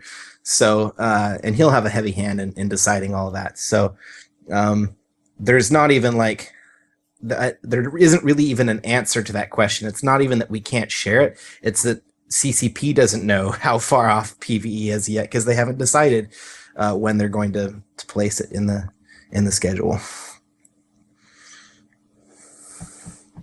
Okay. Crap, I had another question, but I can't remember what it is. Someone posted in the forum thread. The forums weren't working for a second for me there as well, and chat's just not working at all. So sorry about that. But weren't they talking about? I can see it. I don't see any questions here. The last one I saw was Halamur that asked about the PVE. I'm looking through here and see. Okay. Someone on the forums is asking, weren't they talking about new squad broadcast tools for 1.6? And I didn't see that myself, so. Oh, go ahead. You said. Yeah, I didn't see anything about that. So. No. Do you know what he's talking I didn't about? either, and I keep track of a lot of things. Yeah. Like if Iron No, Wolf I don't. Saber doesn't know what you're talking about, then. VD has a question here about: are we going to get command of our channels with Dust characters? That's a really, really important one. It's something we'll poke CCP about. That's something that's, yeah, it's it's kind of silly that you need an Eve account to do chat channel management. And Speaking of consider things, that on our radar, stuff to talk to them about. Speaking of things you need Eve accounts to do for Dust players, there's been problems with Eve players stealing Dust Corps, and there being like nothing Dust players can do about that. Yeah. It really boils down to a lack of knowledge, though. Well, and then CCP is starting to address that. They have a thread up, talking about that issue in particular. Let me see if I can locate it here, and I'll put a link into the stream. Iron Wolf, you're going to say CCP something? is basically. Yeah, CCP has been really supportive of those who've been victimized by this, or not doing the traditional Eve thing where it's like too sad, so sad. They are trying to help corps out that've been wronged by this exploit. So if you've been victim of this, try to help with submit a petition and work the GMs, and they'll hopefully get you back on track. The The only issue with that is with that announcement from CCP, it was issues that happened prior to that date of that posting could be potentially addressed in terms of corp stealing through shares allocation. It's something that people need to be aware of, for sure. So I would definitely suggest checking out that thread and reading up on the shares issues, because that's something that has befuddles even Eve players too, is the shares mechanics. I will tell everyone my own personal recommendation based on experience. I've managed an Eve Corp for years, and there's one solution that works, and it works fantastically, and that is to have one CEO that has dictatorial amounts of power, that has all the shares and all the power, and that CEO has to be awesome and trustworthy, and then you don't ever have any problems. The minute things start to go awry is the shares thing is really deceiving, because it's cool that you can run votes. It's a neat tool for corps that want to take that risk and divide those shares up and give directors power to call votes. But the minute you do that, you expose your corp to massive amounts of risk. And this is something I've dealt with personally as an Eve player, where we tried to divide up the corp into like a 9-person directorate, and everyone had shares, and we used voting for a little while. But there was an incident where somebody went rogue, and I almost lost the whole corp over it, and I had to sort of get an emergency vote amongst all of the corporate members to basically make a bunch of shares and give me a bunch of shares so that I could protect us from a takeover attempt from a member gone sour. And so if you want to be safe, don't divide up your shares. Democracies in Eve do not work very well. Just give one guy that you trust all the power, and that's the safest way to do it. Yeah, and that's my recommendation. Don't fuck around with shares, is basically what I have to say.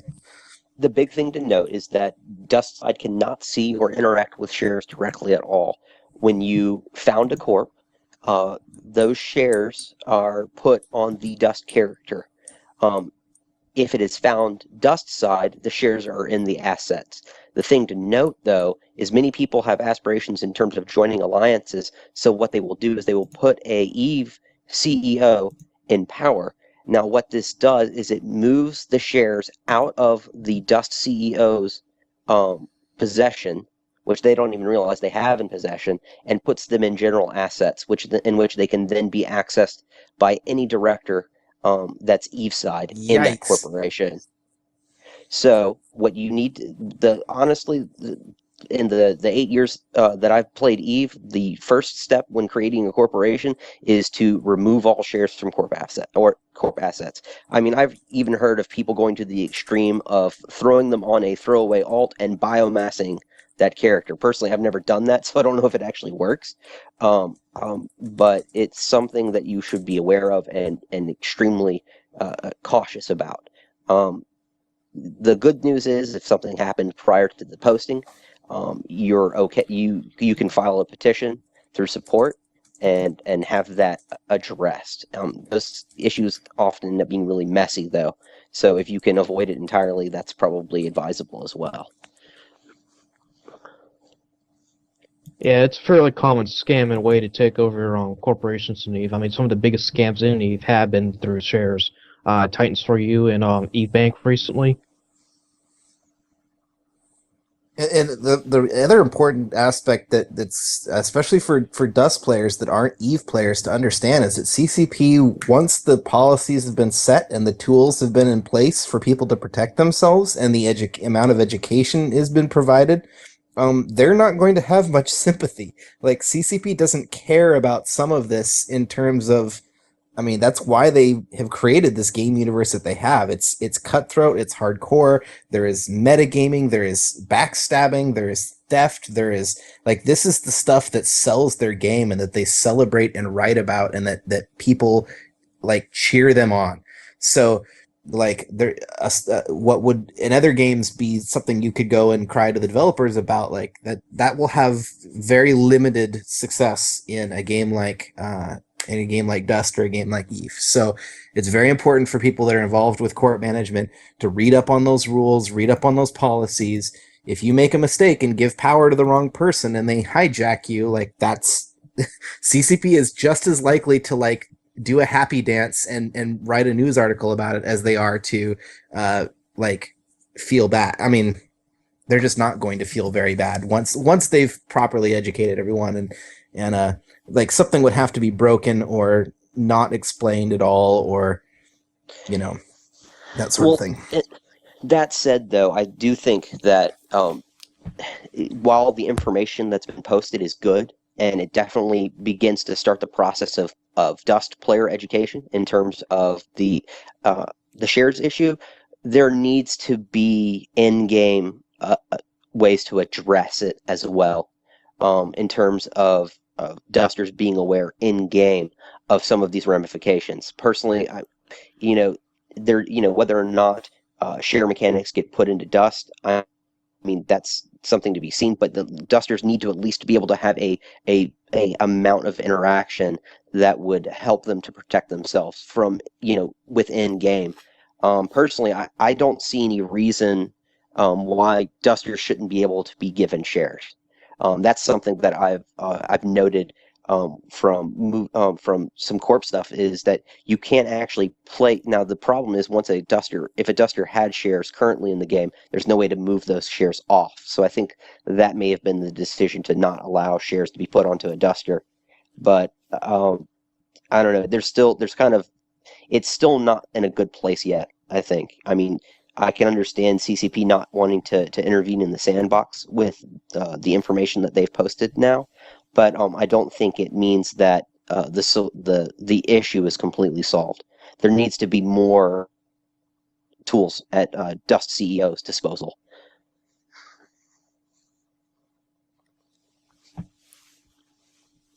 Okay. I think It looks like Steel Hooves asked a question about character cosmetic customization. Will it ever be put in?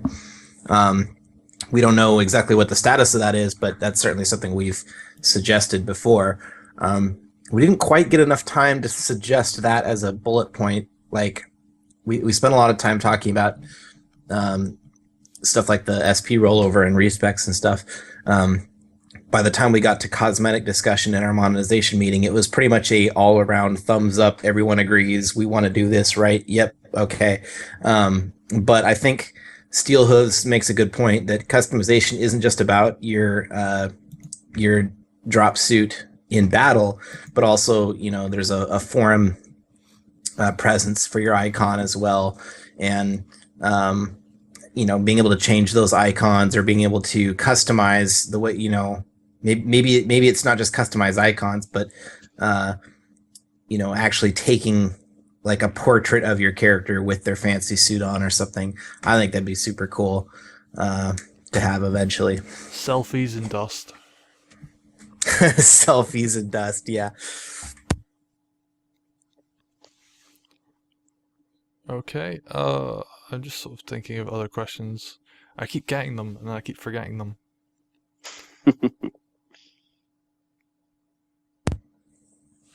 Damn, someone asked, Twitch chat's working again, someone ask a question quick, so I can ask them that.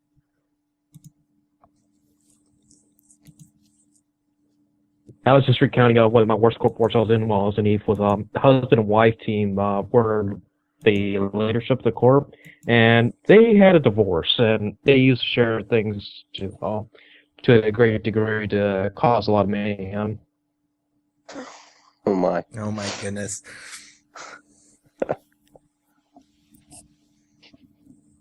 Oh, I remember what I was going to ask now. File size for Dust, is that something CCP's keeping in mind as they're patching the game? Because I'm hearing Yes. 1.7 is going to be big, and I have a super slim with like 12 gigs of hard drive space. and I've already Yeah. had to uninstall everything else on that hard drive to get Dust to That's a fit good on question. I know their patch sizes have gone down, but that's a good point. The actual overall space it's taking up is probably growing. I never check. I have like a 120 gig hard drive or whatever. It's huge, I so think I don't. it's under 3 gigs if you've done a fresh install, I do believe. Last, yeah, CCP is very well aware of how big their game is, and they're very conscious about it. And they've been telling the CPM quite a lot about how small they're trying to get these things. So That's it's good. definitely under our own plate. Okay, because I really don't want the biggest content patch for Dust to come out and then I can't play it. It would just be the worst thing. I would be surprised if they run you out of the game because of the patch size, but hopefully not. Someone's saying buy a new hard drive. I can't really afford a hard drive right now. It's not really Buy in a my new budget. hard drive is not a good answer to this. I mean, I think it's a perfectly legitimate concern to say, hey, CCP should make sure that this doesn't drift into absurd levels of space. I think that's more than reasonable. Yeah, I think the simplest solution would be to delete Manus Peak. I think that would be a great way to get that file God. size down. You know, Yeah, Manus Peak is for one of the old theory of map design, and it's no longer in theory. And if they work it up again, it's either going to get removed eventually or entirely reworked. But it's definitely old school, as long as biomass and comms are both so well out of date. But the thing is, if we remove those now, we're left with the lab, and what was the other thing? I think lab. there was Gulch, Lab. There's a couple Spine more. Crescent. Spine Crescent. That basically, I if we only were want to to- play those maps if it- anyway. I'm terrible with the names. I'm Can we get always been map terrible with names in loading screens? Can that be a thing? That would be rad. I I always would- just refer back to that. Oh, it just drives me nuts every time we're in the war barge and I look over at that map table, and it's so awesome that that idea of bringing the map back. Well, Consider I would just love to be able to not only have the name of the map, but also be able to see where those buildings are, where those objectives are, have a little 3D mock-up of it, have everyone huddled around the war table as you're even if you don't have any fancy laser pointer things for a squad lead to interact with, just being able to have the map on that table and have everyone huddled around it, so a squad lead can say, okay, we're going to go for A first, we're going to go for B next, it'd just be amazing. And it drives me nuts that they haven't invested time on that. I really think, something that this exact problem came up at FanFest, and they actually said that it might be fairly straightforward to just, add access to the map in the war barge. I think, it'd be great to have the center map in the war room actually do something, but at the same time, just having the simple option of being able to bring up the map as you would when you're in match. Well, that's a really great idea. Yeah, it would go leaps and bounds in terms of because I've heard from people ringing matches. They're like, well, what map is it? And then the people who hire the ringers don't even know what map it is. And so, everyone's like, well, we're going to do this if it's this map, and we'll do maybe this if it's this map. And, it's something that really shouldn't be the case. Just, allowing players to bring up the map. In an ideal world, allow squad leaders to go ahead and place orders on the map from the get-go. I think would be that would be sweet if a squad lead could actually pull up a map set. Yeah, I mean, well, that would also involve they really need to rejig how the war points how the bonus works, anyways. Because right now, no one actually and I say no one loosely. Like there might be some people out there, but Yeah. most of the time you're doing it wrong if you're putting an objective on an objective. Most of the time, players are just putting the objective on somebody in their squad and farming points with it wherever they're fighting on the map, and they just move around and stay together. Yeah. And to me, that's a broken system. It should either be an automatic bonus for being within proximity of your leader that's maybe a little less powerful, or they need to buff the actual objective-based objectives, the one you actually put on attack this, defend this. Yeah. Well, and I think a lot of that issue then also ends up tying into war points being tied into orbital strikes too. But I think it's absolutely right. It's basically who's the best killer in the squad, or who's going to be doing the most repping, or who's going to be getting the most war points this match. Okay, let's put the defend order or the donut on them, and then receive bacon. There's really not a lot. I like proximity. I mean, I think there's value in being able to keep a squad together. Like I think the powerful thing about war points is they incentivize activity. Adding a bunch of war point rewards for all the various activities in the game was a huge step forward, because now people want to go and do things that they should be doing, like killing equipment and that sort of thing. So I think there's value in having a buff for sticking together as a squad, but it could probably be tuned back a little bit and supplemented by a more noticeable buff that's actually being used on an objective. And the other thing is that, like, for something that's a default activity anyways, like right now, I'd wager that like 95% of people, if not more, maybe 98%, are putting it on their own squads. In a case like that, where that's the default behavior, why not just have it be an automatic mechanic where just like everything that happens within a certain proximity of your squad lead is a tiny bit better? Like, that's a much more elegant solution than something where the squad lead actually has to pull up UI and set it on a squad member and have that be going most of the time anyways, Well, yeah, and the time, I think in the majority of cases, it doesn't even, the defend order being placed on a squad member doesn't even necessarily result in people sticking necessarily right to that person either. No. Yeah. I mean, the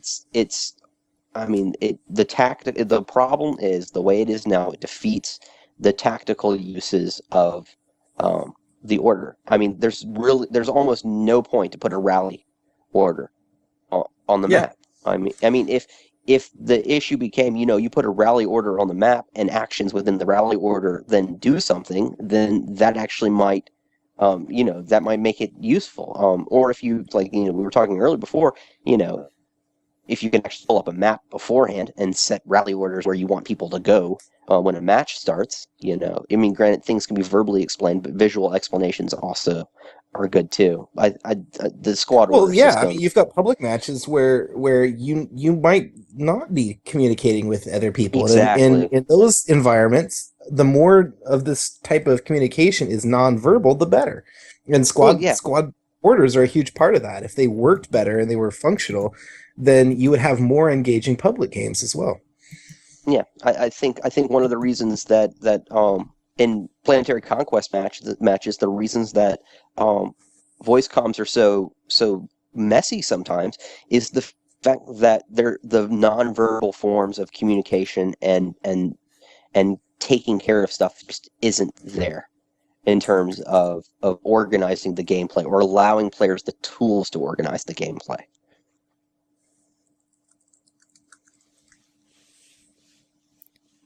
Okay. So, possible changes to squads, orders, might be in order. Excuse my bad joke. I'll see if there are any more questions. Someone's asking about respecs. Ooh, there's been... Why not open the comms to talk to the enemy? That's a great question. I think it'd be cool if there were, like, I wish the controllers had more buttons. It would be cool if there was a push to talk where you could broadcast to the enemy team. As long as you'd have to have like a counter to that too. You'd have to have a I don't want to hear what the enemy says option as well, because otherwise you don't want to be just like, you don't want people spamming the enemy comms as a like an aggressive tactic. But Yeah. I think it would be cool to have a shit talk mode or something that you can Well, yeah, broadcast. personally, Yeah.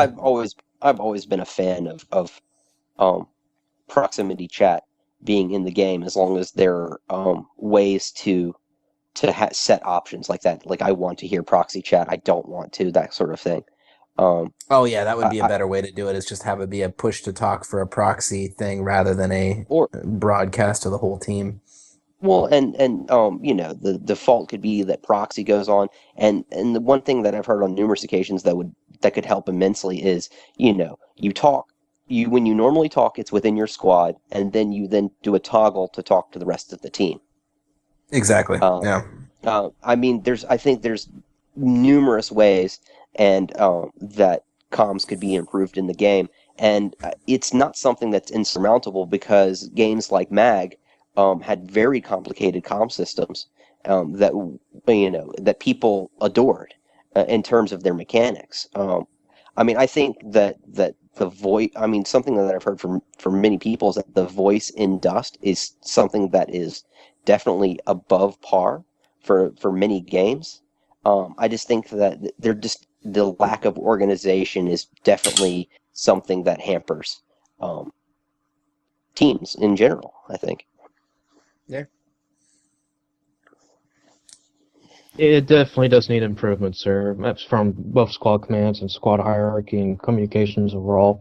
I mean, the closest thing to crud talking to the other team was make the blue army make the blue army and red army, and have them fight each other in PC on the same channel, on the allied channel. Mhm. Okay, I think I'm coming down with a cold actually, so I'm going to cut this short. I think that was all the questions got answered, and we're about the 2 hour mark now, so Yeah. got a lot done. Well, thank you so much for having us and asking questions and running the stream. This is. I hope the people watching have learned something or enjoy themselves at least. So, but I appreciate it, and thanks also to all the people that are tuning in. Yeah, thanks for coming on, and thanks everybody who asked questions again. Like, it's always nice to have questions to ask. Hate awkward silence. It's the worst thing. Someone's asking if this is coming I'm again. sure we'll do another one. Shaneem, he's asking, is this coming again? I'm sure we'll do another one. One of the things you mentioned at the beginning of the stream, Gimbal, was if there's other people that want to host one of these, so that it's not just you, then that would certainly facilitate things. We could run another, Ask Me Anything sort of. Nova ran one a little bit ago that was just amongst ourselves. We could certainly do another one here in the near future. We just honestly had a like super busy last couple weeks as a CPM, and that for us that's huge. Like, it's Busy's good. Like it's refreshing. It's refreshing to actually have like a backlog of homework of like stuff, like threads we need to start, stuff we've been asked to write up for CCP, like things we need to give feedback on. To like actually have a backlog of stuff to do is like super refreshing. So, but yeah, we need to do stuff like this in general on a regular basis. But if we don't get to it, we're always open for other people running something like a stream like this and inviting us in. Anybody that wants to help with the logistics of that, it'll certainly help make it happen that much faster. But we're always down to sit down and talk to you guys. Cool. So thank you. Yeah. 76 PPM members don't feel like there's enough of them. But yeah, definitely thanks for having us on, and would look forward to doing this again. Yeah, I'll definitely have one in December. I think doing one every month would be a reasonable goal for this, at least from a personal point of view. So I'll try and get one in December. Maybe one after 1.7. It's probably a good time to do one. Okay, I guess I'll wrap this up. Thanks everybody for tuning in. This was the CPM Live number 2. And we'll be back probably sometime next month, probably after 1.7. for anybody interested in other stuff I've been doing, like Boots on the Ground isn't coming back until next year. People were asking about new player experience. I'm working on a bunch of videos for that, which will basically just cover all the basics of Dust, because no one else has really done anything like that. So, yeah, right, I'm gonna go blow my nose or something, because I think I actually am coming down with the flu or something. So, thanks everybody, and have a good night.